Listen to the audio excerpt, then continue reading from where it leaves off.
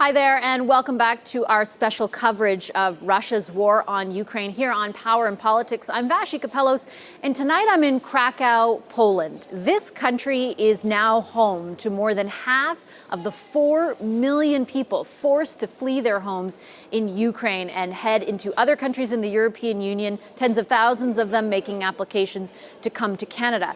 That application process, it's not easy. Getting out of Ukraine, it's also not easy. We wanted to find out more about how it happens. To do that, we met up with Andre. We're not using his last name because he asked that we not do so. We agreed because he's in the middle of going from Poland to Ukraine to do what he calls extract missions. He's getting people out of Ukraine. He did that with some members of his own family.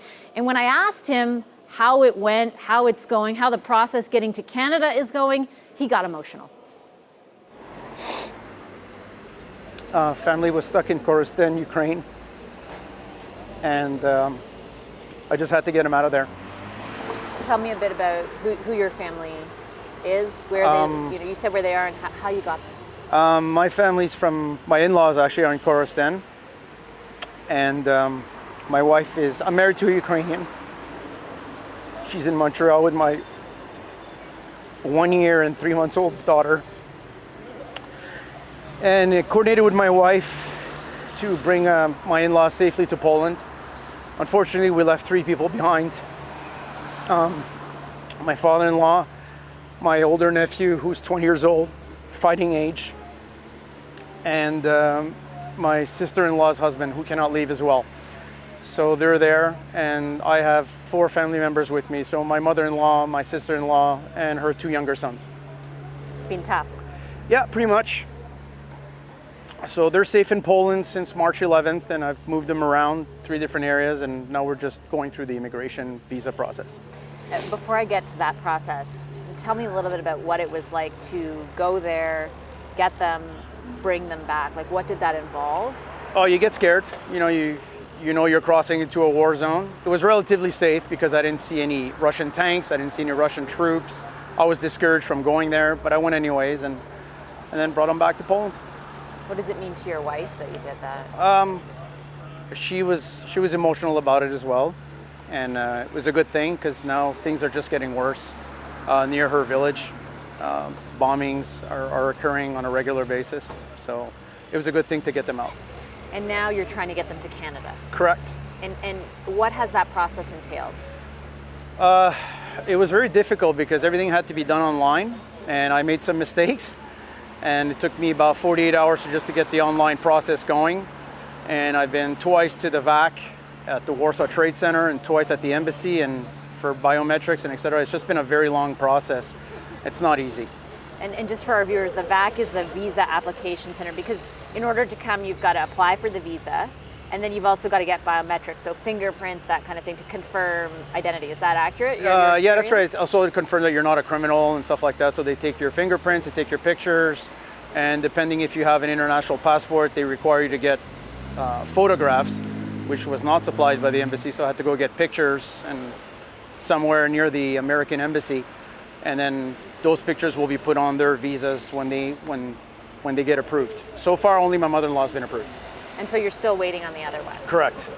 And when you were there going through that process, how busy was it? What's the environment like? Like, we've seen, for example, since the government opened this new stream up, they told us a few days ago 60,000 refugees have applied to come to Canada. So I would imagine there's long lines. Well, there's long lineups, and the problem is that a lot of people who are at the embassy or at the VAC are in the wrong place. They're not being taken care of in terms of, okay, you need to do this, you need to do that. And a lot of, unfortunately, the older people don't even have an email. So they can't even start the immigration process at all. They need to be coached from A to Z. And if my family didn't have me, there's no way they would come to Canada, that's guaranteed. And where do you think improvements could be made in that regard? Like, if we continue looking forward where more refugees are going to apply through this program, like, what would make it work the best to actually get them to Canada, which is ultimately the goal? Okay, so that's what I'm doing right now. I'm trying to get a bunch of volunteers that I met at Harbin, Poland. What they need is a team that will take families A, B, and C and guide them through the whole process, help them with the online process, help them with taking the appointments for the biometrics, helping them take the photographs. And actually, the biggest problem that I've seen is the transport. some people can't sustain 12 to 15 days to go to and from Warsaw. So basically they abandoned. My mother-in-law wanted to go back to Ukraine yesterday. She was fed up. And I understand, but I told her, no, you need to stay, and we're this close, and her visa's been approved as of yesterday.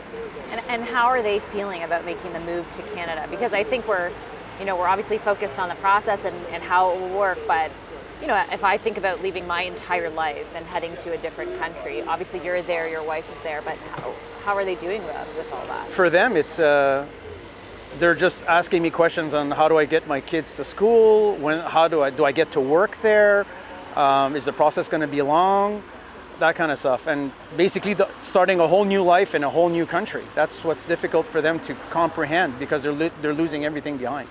Everything, and they want to go back to Ukraine. I was going to ask, is that their ultimate hope? They're actually worried that their work visa will prevent them from going back to Ukraine. I said, no, not at all. I mean, you're going to have a chance to go back, just not now.